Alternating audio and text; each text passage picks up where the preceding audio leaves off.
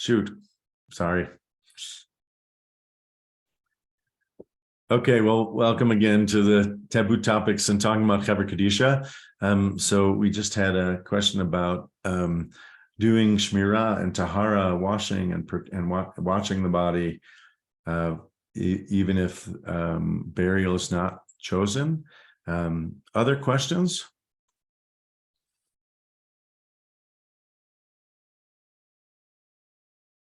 Yes, Tara. I think you're sort of in the midst of this question, of exploring this question already, and that is the role of our little Reconstructionist community participating in in Tahara. And yeah, so I'm asking the question logistically, like what it currently exists and are we allowed to do, and more broadly, what have Reconstructionist communities been doing? Thank you. So let me answer the last question first. When I was in rabbinical school in Philadelphia, there was a Reconstructionist Chevra Kadisha that was a coalition. There was the Rabbinical College and also a couple of Reconstructionist congregations in the area that formed it. And many formed it out of a recognition, of wanting to be able to perform the mitzvah, but the Orthodox Chevra Kadisha wouldn't permit people to be on the Chevra Kadisha if they weren't Orthodox or Shomer Shabbat. And there was also a concern that the Chevra Kadisha in some cities do not perform Tahara for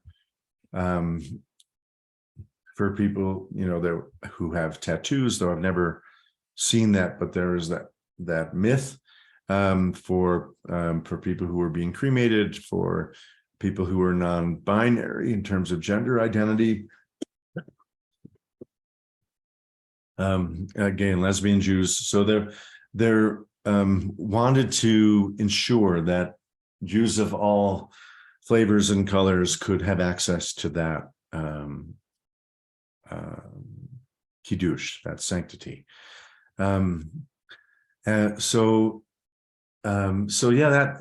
been for more than 30 years. That was formed more than 30 years ago, the Reconstructionist Chevra Kadisha in Philadelphia. And I know of a handful of other cities that have non-Orthodox. There might be more than that. And then of course we live in Colorado, where we have two examples of Chevra Kadisha that are not Orthodox, which is pretty rare. And in terms of what we're doing, so excuse me, we're still sort of experimenting. As I mentioned, we did our first Tahara as a congregation that I'm aware of just last month. We've done a couple of trainings. So there's probably 12 people. That's, maybe 4 men and 7 or 8 women who have at least been to a Tahara training, which means, to walk through the process by someone who has done it before.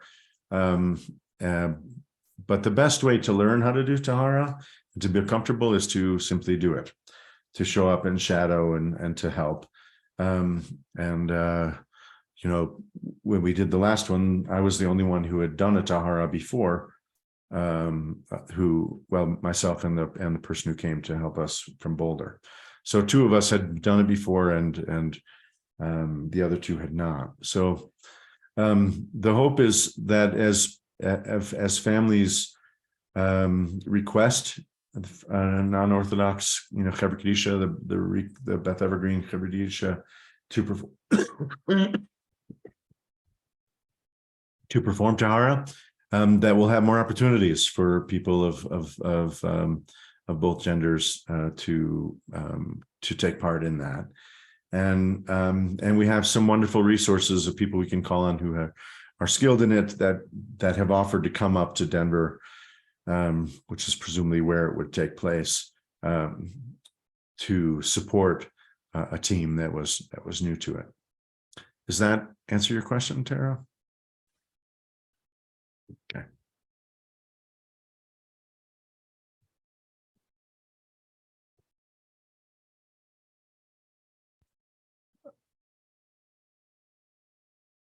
Yes, Luke.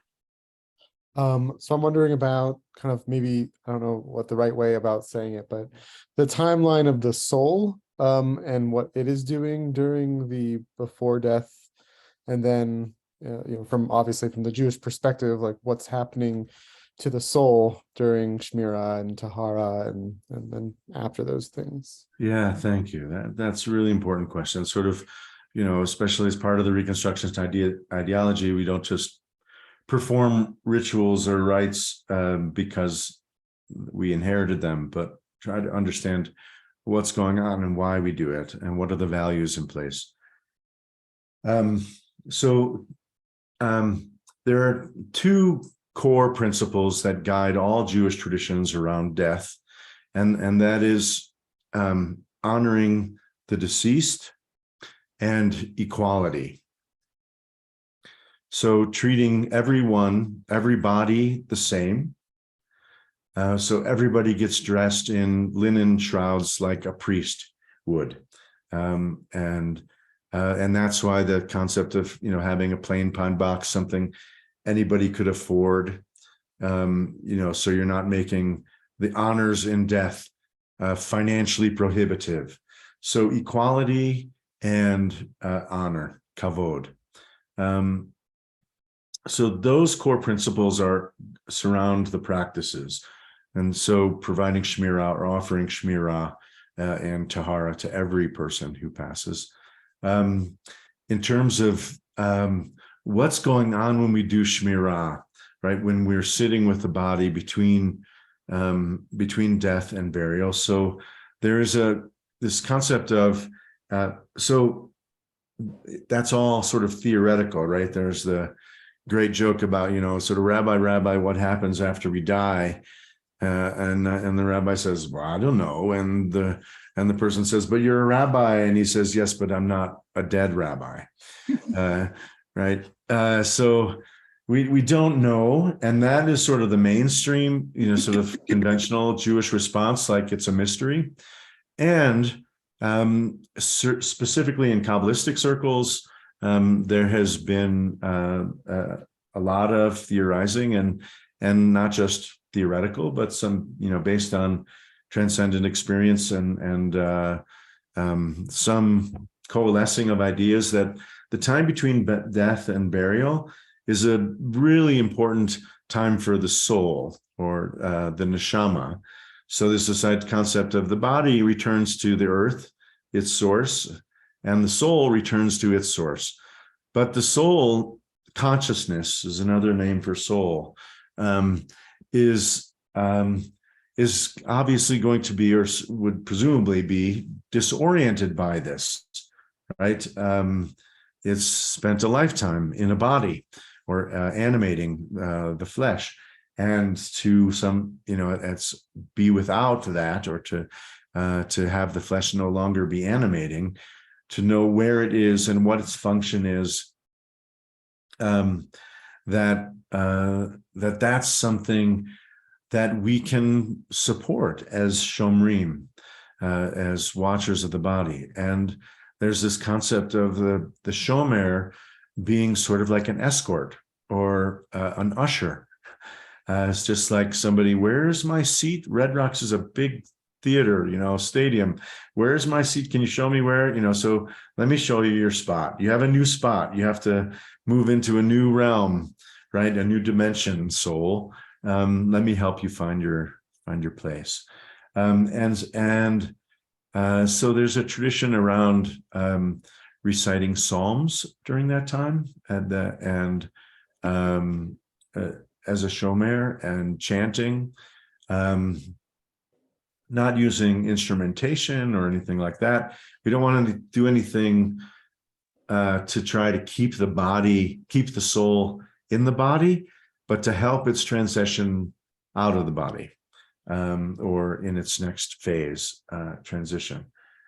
And that process, continues through to the burial, where just like for my experience in participating in burials is the act of putting earth into a grave or interring ashes or aquamains, is that there's a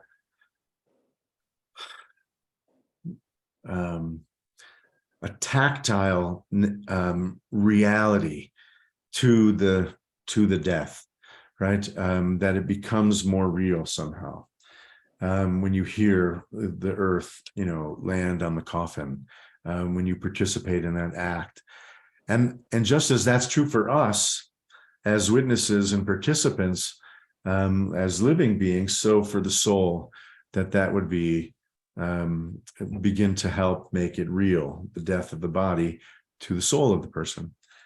And the mourner's Kaddish is also an Aramaic mantra that doesn't mention death, that is also conceived of as incantation that helps the soul find its new place, its new orientation.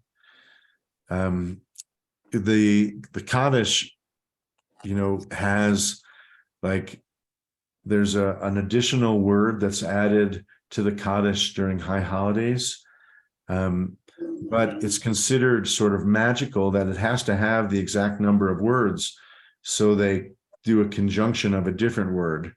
So when they add another word, you still have the same number of words.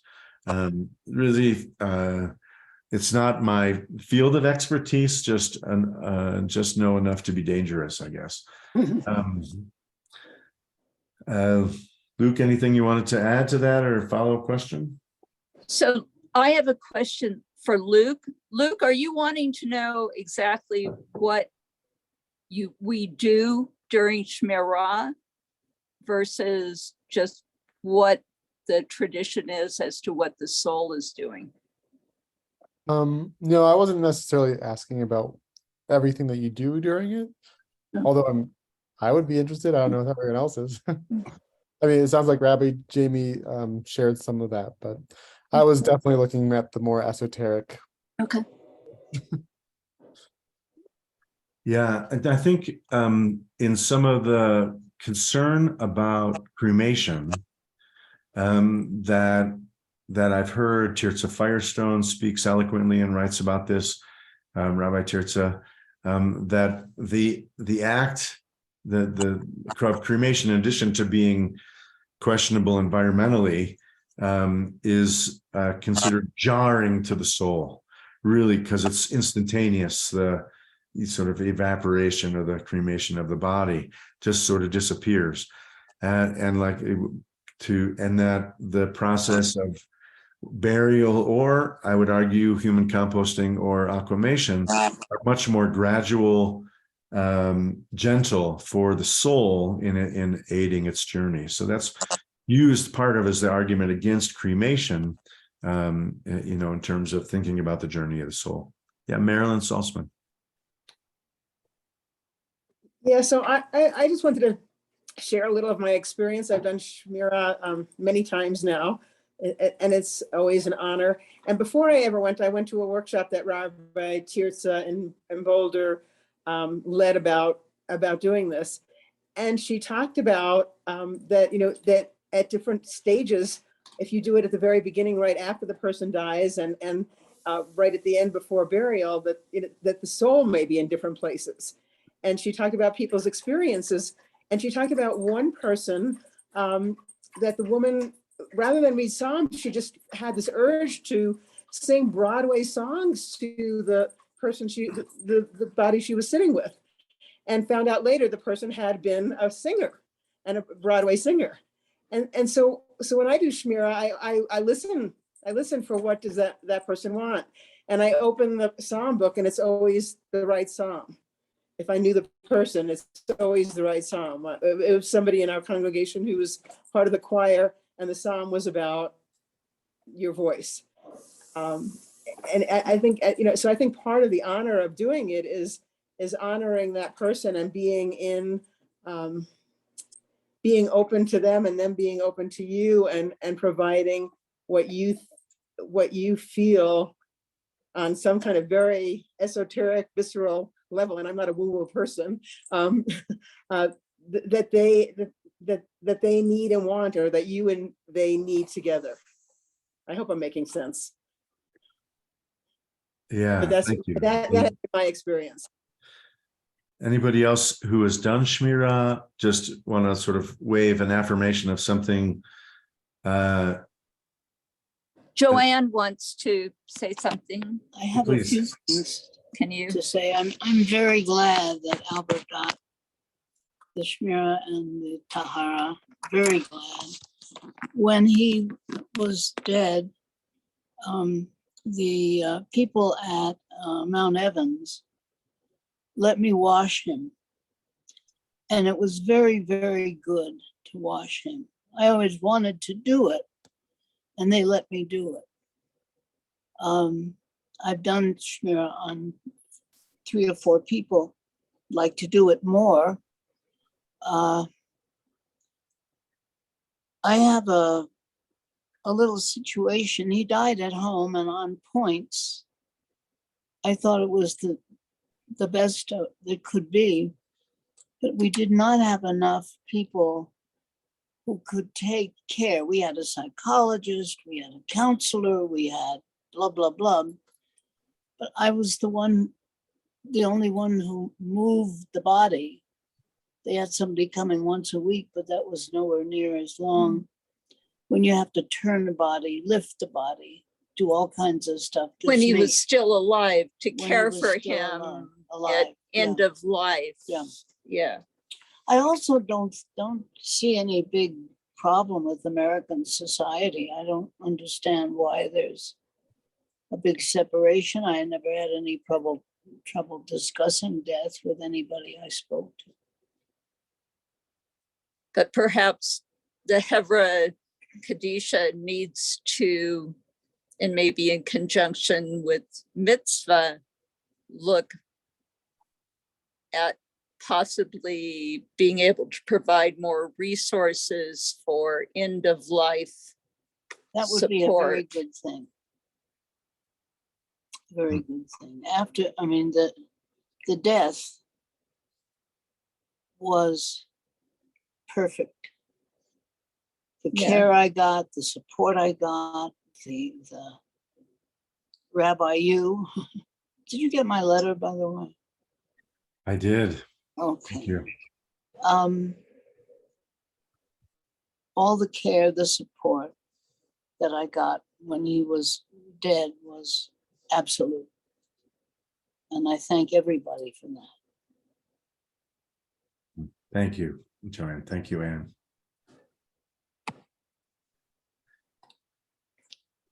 Other questions or comments from folks who haven't had a chance to speak? Let's see, Diane suggests in the chat opportunities to partner with Mount Evans Hospice. Indeed. Yeah, thank you. I was just been last 2 years, I just stepped off of the board for Mount Evans Hospice. It's been a little challenging with COVID to initiate that, but I do think that that may be worth having them come and do some end of life training with us, along with Cindy.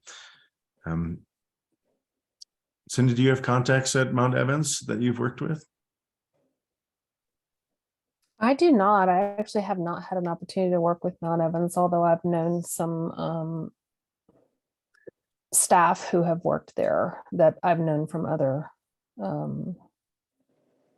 in other ways that have worked there. But I'm actually probably, once I reach the anniversary of my parents' death this year, I will be looking to restart my hospice volunteering, and I'm going to probably look at Mount Evans. I've not volunteered there before, although I have done other hospices. You know, I want to just mention my experience. Obviously, I'm an end of life doula, and I have a lot of experience with end of life care, but sitting Shmirah, I would say my experience with that is that I find it to be a very peaceful space to be in. It feels like a great honor to be able to serve in that role, to sit with someone after death and provide that support to the family too, because I think it's for both. Feels like it's for both.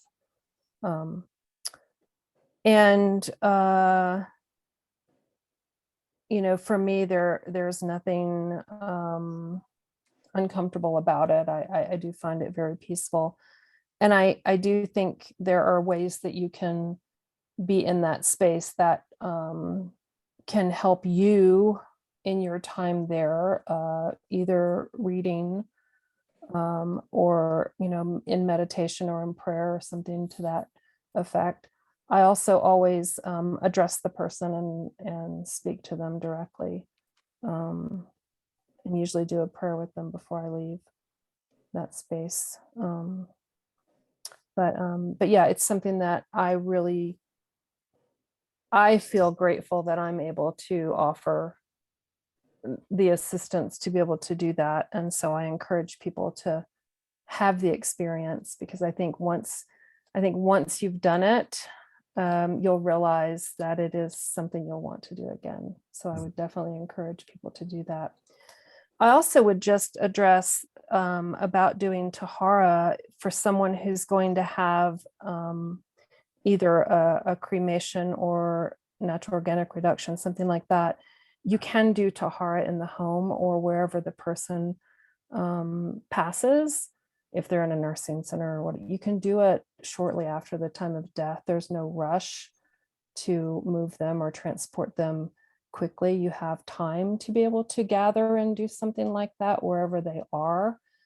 And also, I know any of the funeral providers that do water cremation or natural organic reduction would certainly be open to having it done in their space before the cremation or processing of the body for composting takes place.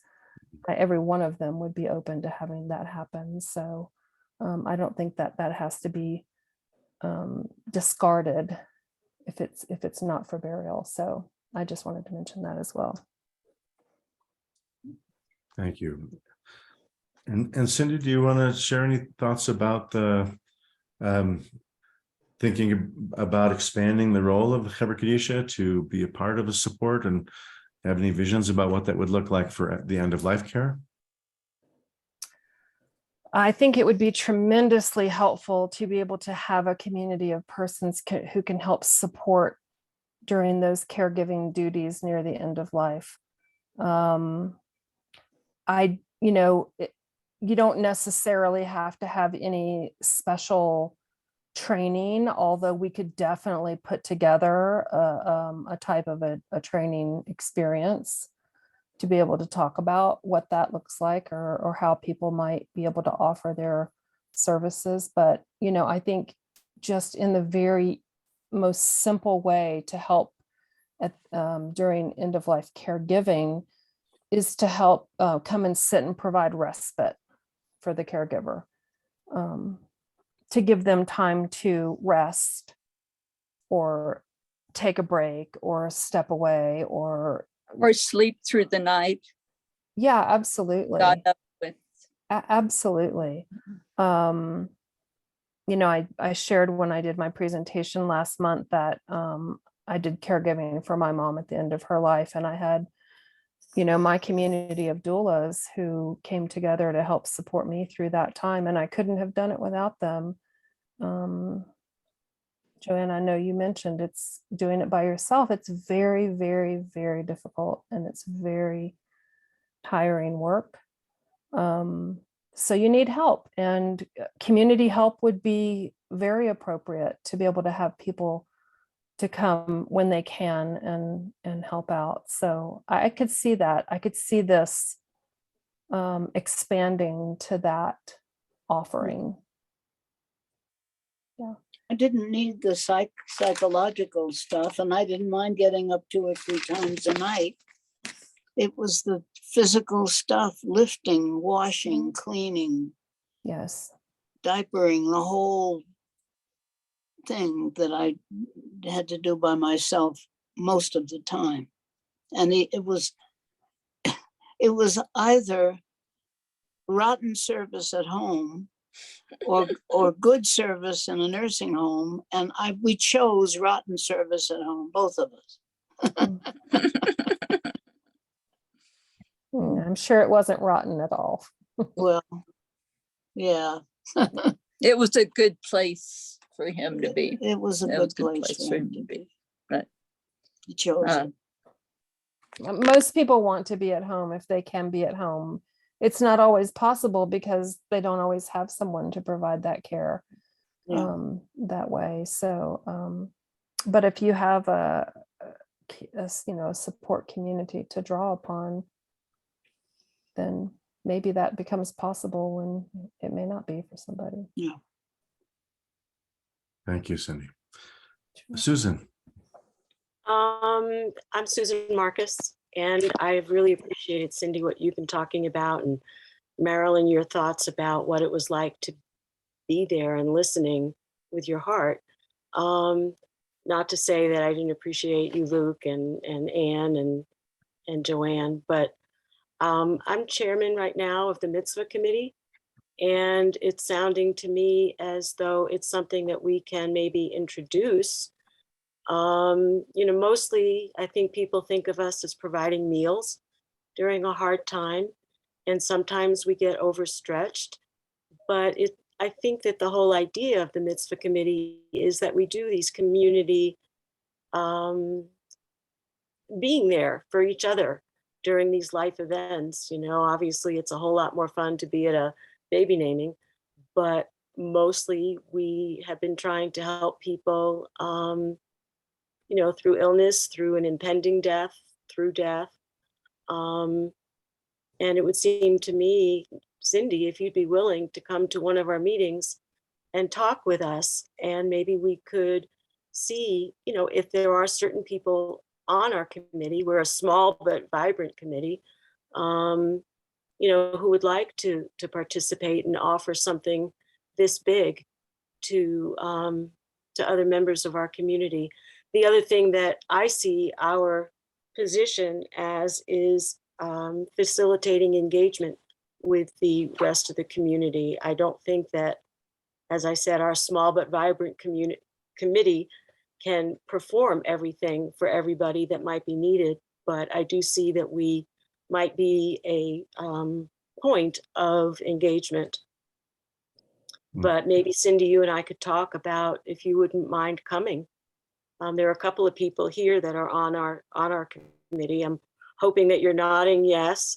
I'd be happy to. Okay, thank you. Because I think we're always looking for a way to help, and sometimes it's not enough to bring a lasagna. Agreed. Much as it's helpful. Sorry, Anne, I should have said something that I bring. Not enough to bring a roast chicken that I pick up at King Soopers. Anyway, maybe we could help and incorporate that. I'd be happy to. We can chat. Thank you.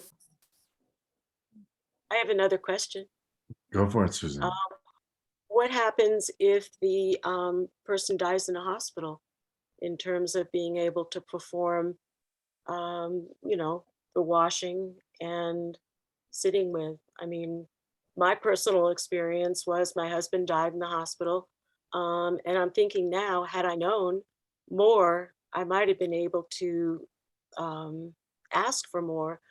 But in terms of it being quick, he was just rushed away. And it would have been nice to be able to spend a little bit of time. For me, anyway, maybe it would have made a difference to his spirit. So anybody Makes a have lot of difference to experience in the you. hospital?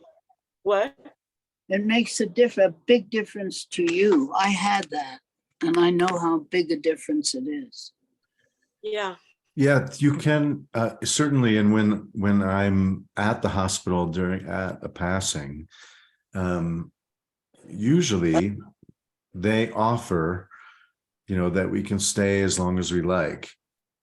There is a tradition of at the time of death to light a candle. Sometimes hospitals, if there's lots of oxygen, won't let you do that, but things like that. But you can certainly say, that we would like some time, and we, as a Jewish household, we are concerned about somebody being with the body at all times, and they would certainly honor that. And then typically the mortuary is contacted and they pick up the body. And I've walked the body down the elevator, sort of to the mortuary before, and when the family had that request, and then so typically the shmirah begins once the body is at the mortuary, in terms of the sign of genius and stuff. So I'm in touch with the mortuary, finding out when they expect the body to arrive, and then we set up the shmirah, sign of genius, to start then. But typically, yeah, go ahead. I was going to say, obviously I didn't know enough, but my husband was cremated, and I think they did that in the hospital. I walked with them to these doors, the doors closed, and that was it. It was very jarring. So there was not a mortuary until the body probably went to the morgue, and there's probably a morgue in the basement of the hospital while it was waiting for scheduling cremation. Sometimes cremation can take days, before they can schedule it. So it doesn't usually happen right away in my experience. You actually have to have the death certificate already issued before they can actually do the cremation. So it usually takes at least a couple of days. Oh, I'm not going to sleep well tonight. Oh, don't. No, I'm serious. That's an awful thought. Well, the doors It's okay. closed, and then he was laying there for days. No, Sorry. he was probably transported and lay peacefully, At the crematory. and he was okay, Susan. He was okay. Thank you, Anne. Doesn't feel like it though. He was But okay. And just remember that just because you didn't have a visual on him doesn't mean you weren't with him. This is true. Okay. You were with him. He knew it. His spirit was, I'm sorry, I want to comfort you on that, because I got chased out of the hospital when my father died. They said I had to leave. With my mother, I was able to stay. And there's no question in my mind that my dad knew I was still there, even though I wasn't able to visually, I wasn't physically in his presence. You were there with him. It's okay. So I want us to notice how the strength of the impulse to want to comfort you, Susan, right? Our discomfort with your discomfort, is palpable. I myself was, going through my head like, well, at least he wasn't cremated right away, because give the soul a time to transition before the cremation. So some can say that was, but in either case, this is what I mean. It's sort of, for most of us, I mean, Joanne, was an EMT, and, so was around death. But I suspect for most of us, it's behind closed doors, and even death and aging, right? The nursing homes and the like, it's sort of put behind closed doors, and we're protected from it if we want to be. So if you don't want to be protected from the reality of death,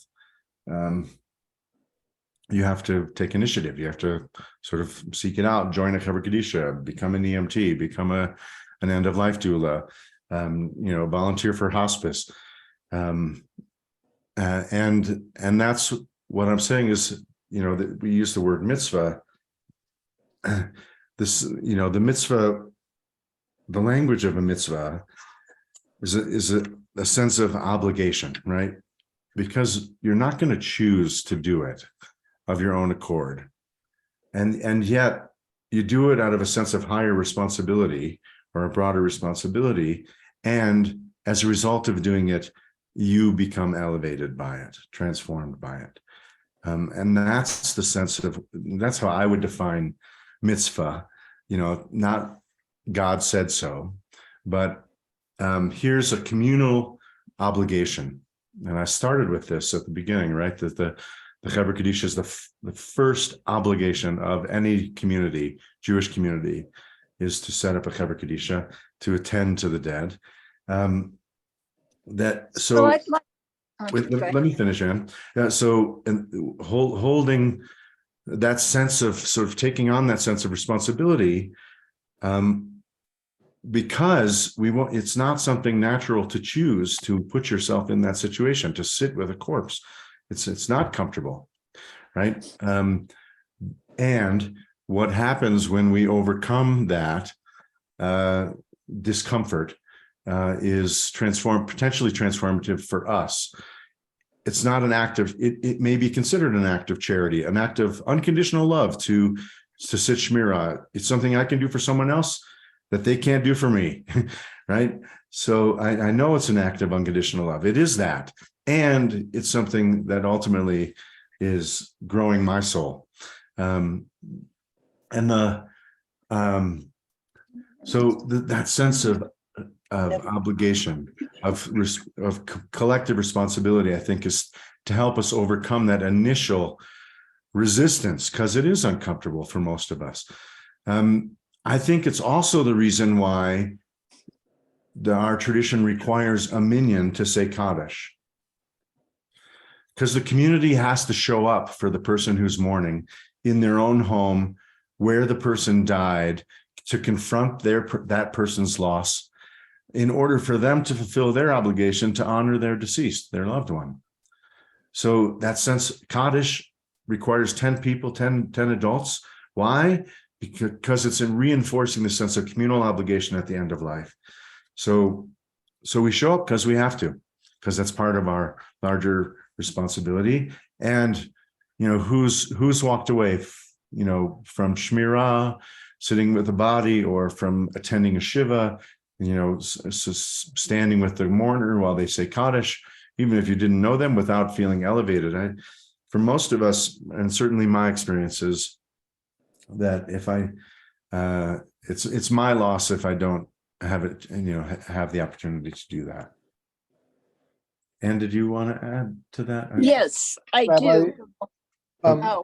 Well, I'm sorry, Ann. Judith Gerberg has also been trying to speak for a very long time. I saw her waving. I thought she was waving. Did you want to say something, Judith? Ann does. First of all, I want to really thank you, because while I went through this ritual, I had no context for it except love. I'll just be very personal and not philosophic. When my older sister was in hospice, I was with her son, her adult nephew, my nephew, her son. And he came to me and said they want to let her go. And he left it to me to make that decision, which I did. And then I just stayed with him out of, because he's my loved one, as she was. And we went to the moratorium, did the washing, but we did the sittings.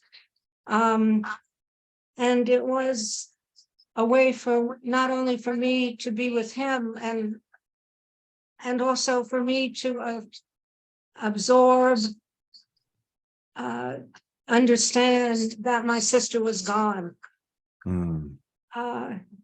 And I think that I was, I prefer love to obligation in this particular conversation. So thank you. And thank you for the education. Mm. Yeah, I wonder if we can sort of hyphenate the sense of loving obligation, right? The sense of responsibility that arises from love. And I think that's what we're trying to cultivate. Let me come back. Anne, did you still want to chime in again? I muted you.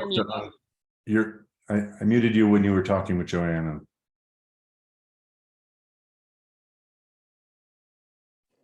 Okay, I wanted to describe some of the physical setting of sitting Shmirah, because I think it's frightening to think about it in a nebulous conceptual sense. So I would like people on this call, there's a certain ick factor people have called it, in being around a body.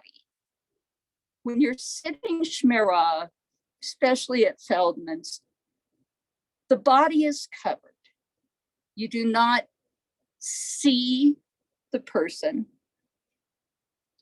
You are in a room that is adjacent to where the body is.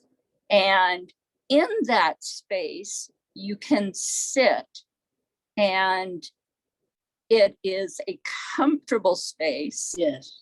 And there's water and there's coffee. You can light a candle, you can say prayers. It is, it's not an in your face, this is a body experience. You do have to deal with knowing that this is a body there, but it is not, you're not physically in contact. It is up to you how much you go, interact. how close you are, you can choose. That the whole point is that you can choose. You can go, I address the person. I had long conversations with Albert. In some cases, I don't know the decedent, and I address them, but I do not necessarily engage in a dialogue or monologue with them. But what I wanted to offer is reassurance to people that are considering sitting Shmirah, but all the esoteric paraphernalia, or considerations aside, from a very logistical standpoint, you can go to this place. You can sit in a comfortable room. There are books to read. There are prayers that are given to you that you can say. You can have somebody come with you, somebody who's done it or not. But it is the setting itself may be much more comfortable than you envision. And that's the reassurance that I wanted to offer. Yes, we do this from love. Yes, we do this because we have a community that we want to support. But all of that doesn't matter if you're physically uncomfortable. So what I would invite people. And I just want to invite Mindy. Mindy's had her hand up for a while too. Do you mind if I jump in? Okay. Thank you. And go ahead, Mindy. So, so I've sat Shmirah at Feldman's, and I really appreciate that people are willing to do it, and it's very meaningful to me. When my first husband passed away, he was at a Jewish funeral home, and I told them I wanted Shmira, because to me, it seems very disheartening. I don't know if that's the right word, that somebody has passed and they just are sitting like in a morgue and there's nobody paying attention or nobody being with the body. So I've sat Shmira here because I thought it was very valuable for me when my husband passed away. And I would say, though, that Feldman's, to me, it seemed a little antiseptic because it is, I anticipated going and sitting next to the body and having more of a connection rather than being in a room next to where the bodies were. But that was just it's interesting, and different people's reaction to different settings, because it felt to me, it felt sort of removed, although I was there. And I have to say, I totally appreciated the backpack full of stuff that you had. And I read things that were meaningful to me. I read things that I thought were meaningful, might have been meaningful to the deceased. And having that resource made it much easier and much more. I felt there was direction there. So thank you for all the work that you've done. Here. Thank you, Anne. And thank you, Mindy, for sharing that. So as Anne was describing, there's a separate room adjacent to, with a big window, the place where the body or bodies will stay. So if you're more comfortable being in a separate room, there's a separate room. If you prefer to be next to the body, it can be a little more challenging to have it feel intimate, because it is the basement of a mortuary. There are other, in terms of where those things can happen, Shmira can happen anywhere, as Cindy was saying, in the hospital room, in the home, if the body goes to a mortuary. But we do have to advocate sometimes. Again, it's not exactly what people would typically request or know is available. Yes, Veronica, jump in. So I was wondering, how does someone's choice for donating organ, whole body organ, eyes, tissue, the various types of donation that are possible after someone has passed, how does that fit into the system and the rituals and the mitzvahs that are done to honor the body, and also maybe honor where the body is going, if it is being donated? Oh, great question. There's it's a whole nother topic to talk about organ donation in Jewish tradition and Jewish law. On the one hand, there's this concept that you try to preserve all the parts of the body and place them, like if somebody had an amputated limb earlier in their life, to place it in the coffin when they get buried. Or, they have in Israel, when there's a bombing, God forbid, there's a group, right, that specializes in collecting body parts so they can get buried all together. And that's rooted in this vision of Ezekiel, of the resurrection of the dead in the end of days, that, when the Messiah comes, we're all going to rise up and be re-embodied, and we want all our parts. Not a prominent or central aspect of Jewish theology and Reconstructionist movement. But in terms of, like, my mother-in-law wanted to donate her body to science. She passed away last year.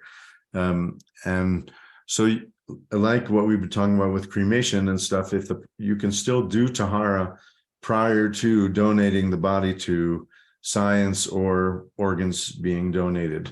You could still do those rituals prior to that happening. You just have to be forceful and advocate for that with whoever's managing the situation in that circumstance. So I would say it's similar to other alternative forms of besides burial, in terms of the possibility of doing shmira and tahara. And on the side of encouraging organ donation, central principle, right, in Jewish law is pikuach nefesh, the preservation of life. So there's certainly, legal standing for those who encourage organ donation as a way of perpetuating and sustaining life. It could make the difference between life and death for someone. Anyone else who hasn't had a chance to chime in want to voice a question or just a comment? I just wanted to comment on that with Veronica too, was if you do places that do well, organ donation is one thing. That is somebody who dies suddenly and their organs can still be fresh enough to be used by someone else. But to do a full system on that one.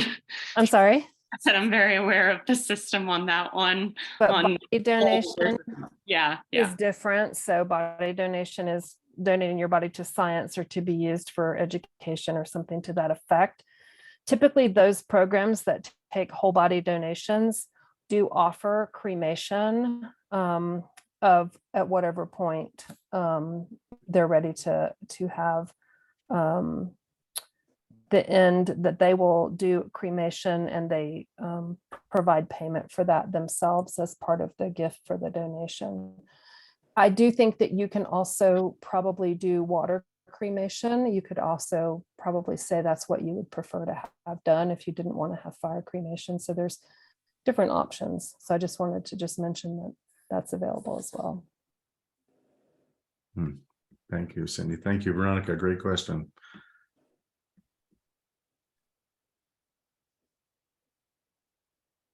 Anyone else? Susan's raising her hand, not virtually, physically. Go ahead, Susan.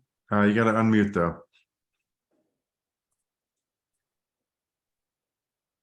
There we go. No, am I muted or unmuted? You're good. We hear you. Okay, thank you. Veronica, I think that what you really were talking about was a live donation, which was something that I had been dealing with too when my husband was sick.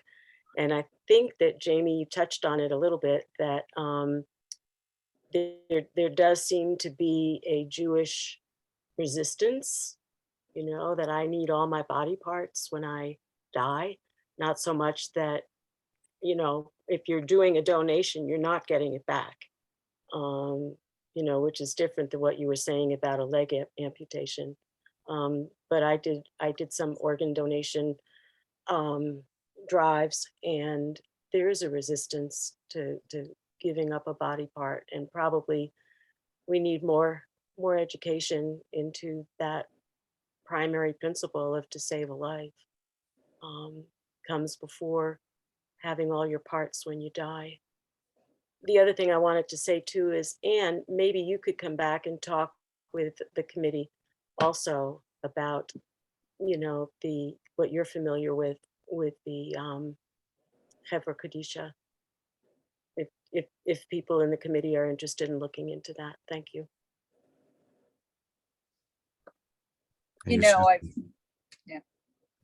I think I'm still on the mitzvah mailing list, I think, for a lot of things.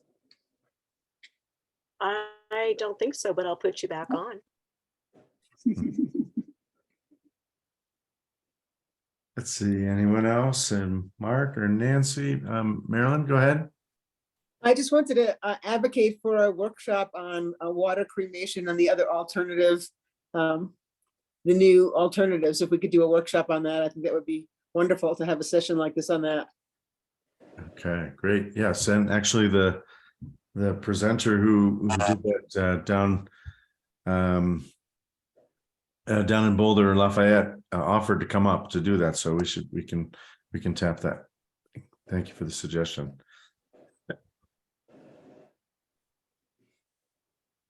Yes, and human composting as well. He talked about both. This natural funeral engineer, I guess, who also happens to be Jewish, had offered to come do that. So yeah, we can try to get that, Tara. Maybe you can help us get follow up with that and bring him up again to do that. All right, well, I can hardly see the clock, but it looks like it's about 20 after. Any last comments or, I think I just want to plug, it's following up in terms of engaging and learning about Shmirah. And as you see the email blast come out with the Sign Up Genius link to sit Shmirah or to attend a Shiva Minyan, or to be part of the Chevra Kadisha meetings that we're going to try to do monthly on the second Tuesday of every month. Excuse me, at 7:00. So if you have interest in that, please do let us know, and we'll get you on that list as well. Let Ann know, and I'll pull up that slides so you can see. Ann's got her email and phone number here. If you want to make note of that, you can reach out to Ann directly in terms of getting involved in the Chevra Kadisha. And you may not want to join us on the Valentine's Day, the 14th, but we'll pick it up. I think it's probably March 14th as well, the following month. And hopefully, Admev Esrim, we won't have deaths in the congregation. But in the near future, but if you do, I just want to encourage you to take part in these, sort of take this word to deed, right? This conversation into action, and I think, as you heard, and certainly my experience is that, and no one who has performed this mitzvah has regretted it that I'm aware of. Thank you for being a part of this conversation. We will. Oh, Susan, you got to. I'm Yeah. so sorry. I know you need to have the last word, but you said something that triggered for me, that probably it needs to be said to a larger audience. It means so much to people when the community shows up. Jamie, you taught me that when my mother died, and I asked you to come, and I was going to have my 5 closest friends, and you said no. You're in a community. And so many people came, and it meant a lot to me. And in my role on the mitzvah committee, I've been to other Shiva Minyans that you mentioned, and it means so much if people show up. And the thing that I really wanted to emphasize is that there is a huge difference between showing up and showing up on Zoom. I think for me, the Zoom does not give that same sense of comfort and community. And that was actually something I wanted to talk to you about, Jamie. I just would encourage everybody that personal in-person means a lot. It really does. And for our community. Now I'm done, and you can have the last word. Thank you. Okay, thank you. Tara, do you want to say anything about the upcoming Taboo topics?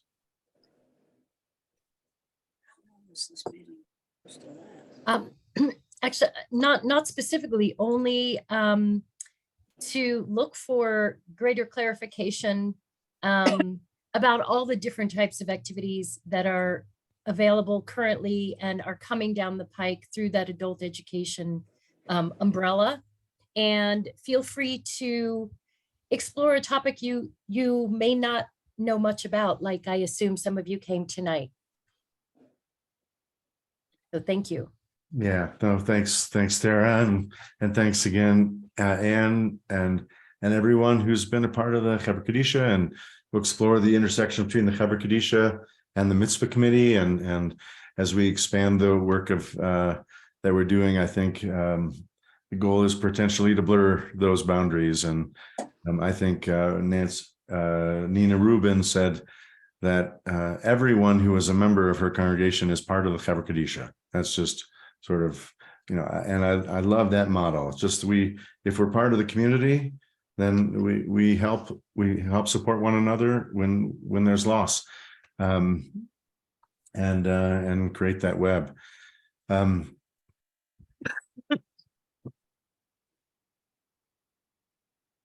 acknowledgement that when we talk about death, many of us have experienced loss of close loved ones or sat with someone die. It's not always peaceful and beautiful. Sometimes it's traumatic and painful. And to hold that and space for that too, to take care of yourself if this conversation brings up emotions for you, and to reach out, to not go that alone.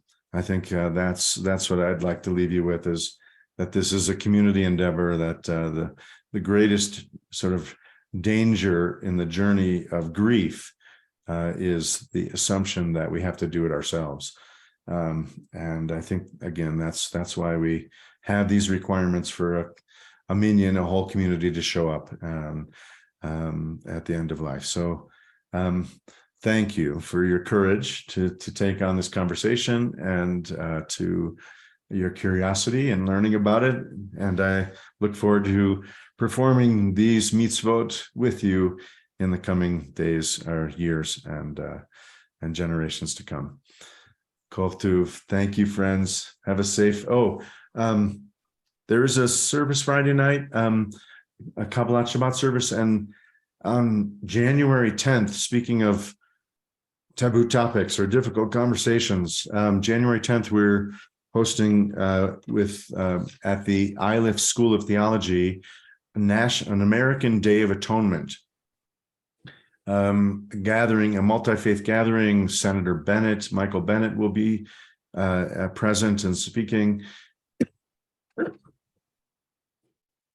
and trying to create models and forums for having difficult conversations, like the legacy, history, and ongoing legacy of bigotry and racism in America. So we will be gathering at Iliff and also on Zoom on Tuesday, the 10th of January. And I encourage you to join us for that as well. Luke put something in the chat, and if there'll be more information at the CBE website. All right, friends, thanks. Be Maybe healthy, at stay well. Website. Thank you. Thank you, Thank Rabbi. you, Tara, for joining us from so far away. Yes, safe travels, Tara, and blessings. Thanks for joining us.